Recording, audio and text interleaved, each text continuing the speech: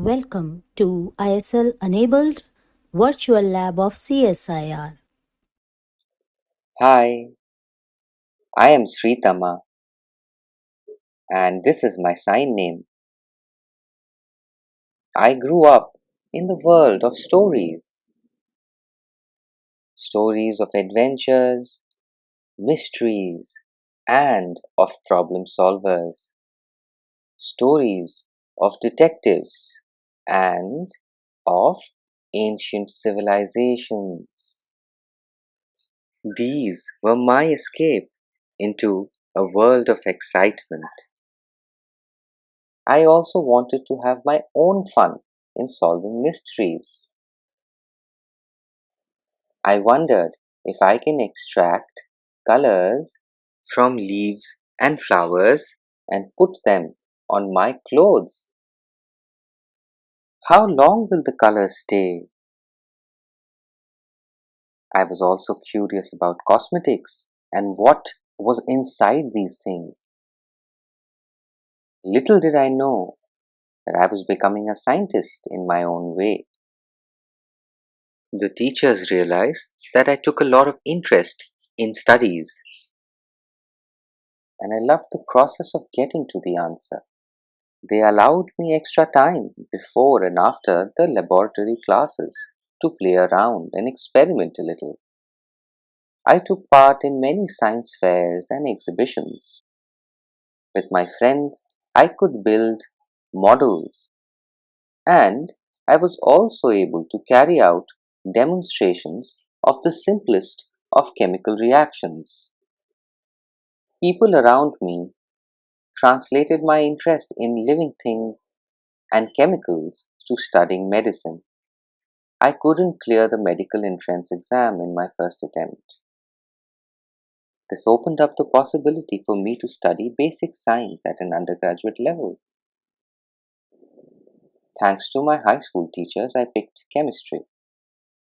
I started studying the chemical nature of life.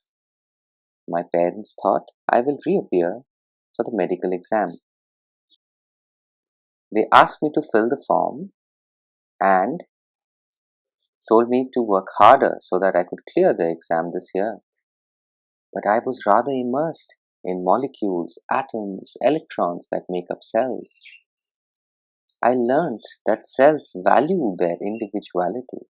They have their own identity, functions, they defend themselves and respond and communicate with each other. A very important player in all of this was the cell's outer covering, the cell membrane. I fell in love and set to study them.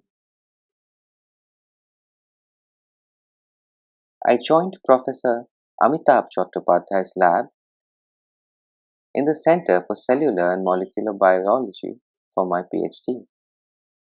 My journey began as a real life detective, as a scientist.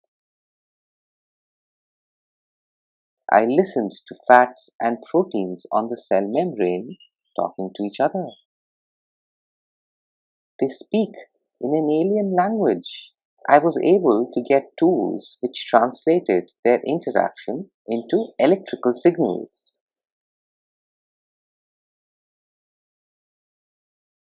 I studied how tiny changes on fats can alter the function of proteins. But this is not the only kind of exploration that a PhD allowed me.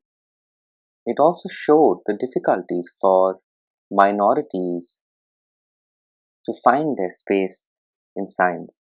I have faced some of these barriers myself as a woman in science. I aspire to be a mirror for other science enthusiasts to realize their potential.